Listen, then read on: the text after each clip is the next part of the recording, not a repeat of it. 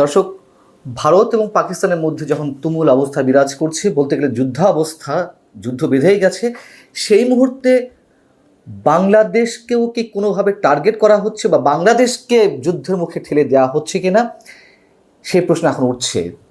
কারণ হচ্ছে, ভারত পাকিস্তানের এই উত্তেজনার মধ্যে একদিকে ভারত থেকে বাংলাদেশি বলে বিভিন্ন জনকে পুশ-ইন করা হচ্ছে বাংলাদেশের মধ্যে, অন্যদিকে আবার সরকারের কোনো কোনো উপদেষ্টা বা সাবেক ছাত্র সমন্বয়কদের কেউ কেউ দেশের সার্বভৌমত্বের জন্য সবাইকে ঐক্যবদ্ধ থাকার কথা উচ্চারণ করছেন।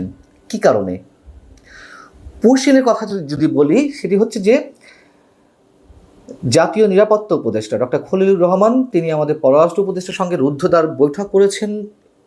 এই বৈঠকের পরে সাংবাদিকদের মুখোমুখি হয়ে তিনি যেটি বলেছেন যে, ভারত থেকে জোর করে মানুষ প্রবেশ করানোর খবর আমরা পাচ্ছি, দেশের নাগরিক হলে আনুষ্ঠানিক প্রক্রিয়ায় তা জানাতে হবে।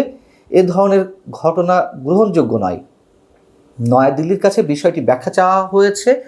বাংলাদেশ ভারত সীমান্তে জোরপূর্বক প্রবেশের বিষয়টি দিল্লির নোটিশে আনা হয়েছে। তাদের বলা হয়েছে, কোনো বাংলাদেশি নাগরিক হলে আনুষ্ঠানিক প্রক্রিয়ায় তাদের পাঠানো যেত। ডক্টর খলিলুর রহমানের অন্তত এই মন্তব্যটি আমরা সমর্থন করতে চাই। অবশ্যই তিনি ফরমাল কথা বলেছেন এবং তিনি বলছেন যে প্রতিটি পুশ-ইনের ব্যাপারে বাংলাদেশ আলাদাভাবে যাচাই করছে। ভারত পাকিস্তান উত্তেজনার মধ্যেই কুড়িগ্রাম ও খাগড়াছড়ি সীমান্ত দিয়ে 24 ঘন্টায় শতাধিক মানুষকে পুশ-ইন করা হয়েছে এবং এই তথ্য তিনি পেয়েছেন বিজেপির মাধ্যমে। কুড়িগ্রাম সীমান্ত থেকেই বিজিবি জানাচ্ছে যে 30 জনকে একদিনেই পুশ-ইন করার চেষ্টা করা হয়েছে, তাদেরকে আটক করা হয়েছে এবং বিএসএফ সদস্যরা তাদেরকে বুধবার ভোরে ভারত থেকে বাংলাদেশে পাঠিয়েছে। এই সব খবরের ভিত্তিতে ডক্টর খলিলুর রহমান যেটি তার কনক্লুশনে বলছেন যে, আমাদের সিদ্ধান্ত স্পষ্ট, যদি প্রমাণ হয় যে তারা বাংলাদেশের নাগরিক, আমাদের গ্রহণ করতে আপত্তি নেই, কিন্তু যে প্রক্রিয়ায় পাঠাচ্ছে সেটি সঠিক কোনো পদ্ধতি নয়।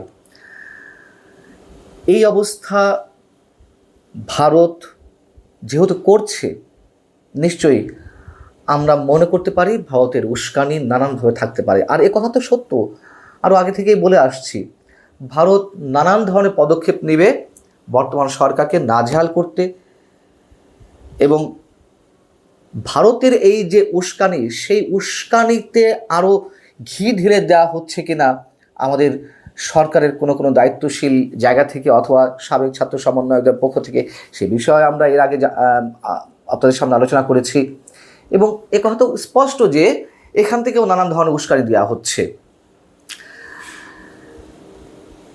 এদিকে নতুন করে যে রাতে ভারত পাকিস্তানের উপর হামলা চালালো, তার পরদিনই অর্থাৎ বুধবারই সরকারের দায়িত্বশীল একজন ব্যক্তি, উপদেষ্টা আসিফ মাহমুদ সজীব ভুঁইয়া, তিনি ফেসবুকে কি লিখলেন যে, সার্বভৌমত্ব রক্ষায় প্রয়োজন শক্তিশালী জাতীয় ঐক্য ও সংহতি।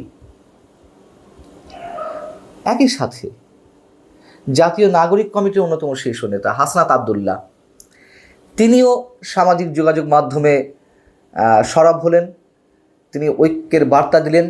একইভাবে তিনিও মন্তব্য করলেন যে, সার্বভৌমত্বের জন্য আমাদের সবাইকে ঐক্যবদ্ধ থাকতে হবে। কাকতালীয়ভাবে একই দিনে জাতীয় নাগরিক কমিটির এনসিপির আর এক শীর্ষ নেতা, প্রভাবশালী নেতা সার্জিস আলম, তিনিও একইভাবে সামাজিক যোগাযোগ মাধ্যম ফেসবুকে পোস্ট করেছেন জাতীয় ঐক্যের আহ্বান জানিয়ে সার্বভৌমত্ব রক্ষায়। তিনি কি লিখছেন? তিনি বলছেন যে,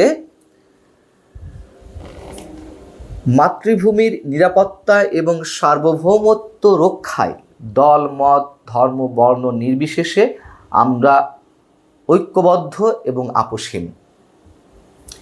এই কথাগুলো একযোগে তাদের সবার এইভাবে উচ্চারণের কারণটি কি? বিশেষ কিছু ঘটতে যাচ্ছে, যে আশঙ্কাগুলো আমরা নানান পর্যায় থেকে গুঞ্জন আকারে শুনছি বা বিভিন্ন জনের বিভিন্ন বক্তব্যে আমাদের মধ্যে আতঙ্ক তৈরি হচ্ছে, আশঙ্কা তৈরি হচ্ছে। এর আগে যদিও তাদের অনেকেই, যাদের নামগুলো বললাম, তাদের অনেকেই, তার বাইরেও আমি যে তথ্য উপদেষ্টা বর্তমান মাহফুজ আলম, তার কথাও যদি বলি, সরাসরি তো বলেছেন যে সেভেন সিস্টার দখল করতে হবে। ভারতের মধ্য থেকে যেমন এই ধরনের উস্কানিমূলক বক্তব্য নানান পর্যায় থেকে দেওয়া হচ্ছে, দায়িত্বশীল জায়গা থেকে আমরা সেগুলোর প্রতিবাদ করছি। আবার আমাদের এখান থেকেও যারা এই ধরনের কথাবার্তা বলছেন আমরা সেগুলোর প্রতিবাদ করছি।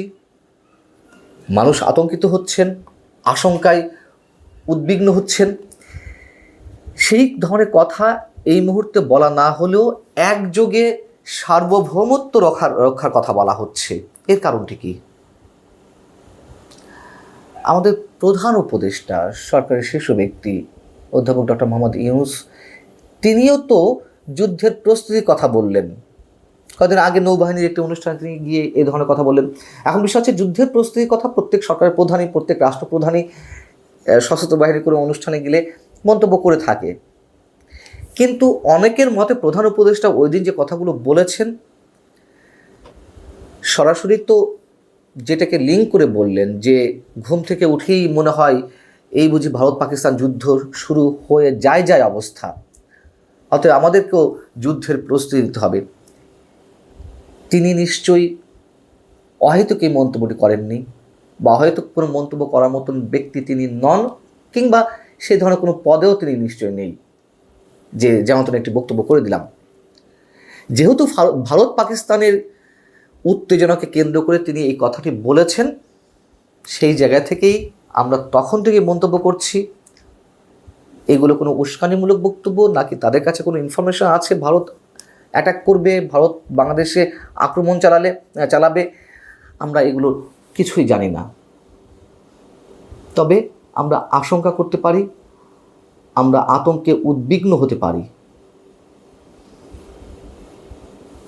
আমাদের দায়িত্বশীল জায়গা থেকে আরও অনেকেই এ ধরনের মন্তব্য করে যাচ্ছেন, এবং অনেকে বলেন যে একটা যুদ্ধের প্রয়োজন আছে বাংলাদেশে এই মুহূর্তে অনেকের জন্য। যার যার স্বার্থের জায়গা থেকে এই যুদ্ধটা খুব প্রয়োজন, যার বলতে বিশেষ একটি গোষ্ঠীর। আমরা জানি না সেই দিকে ভারত নিয়ে যাচ্ছে নাকি আমরা ভারতকে আমন্ত্রণ জানাচ্ছি বাংলাদেশকে আক্রমণের জন্য। এগুলো হিসেব করলে অনেক কিছুই মিলে যায়। বাংলাদেশের সামনে আসলেই কোনো ভয়ঙ্কর দিন অপেক্ষা করছে কিনা সেটি ভেবে প্রতিটি মানুষ উদ্বিগ্ন।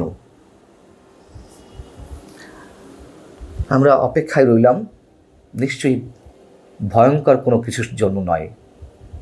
আমাদের সবার শুভবুদ্ধির উদয় হোক, আমরা শুধু সেটুকুই প্রার্থনা করতে পারি, সেটুকুই আশা করতে পারি।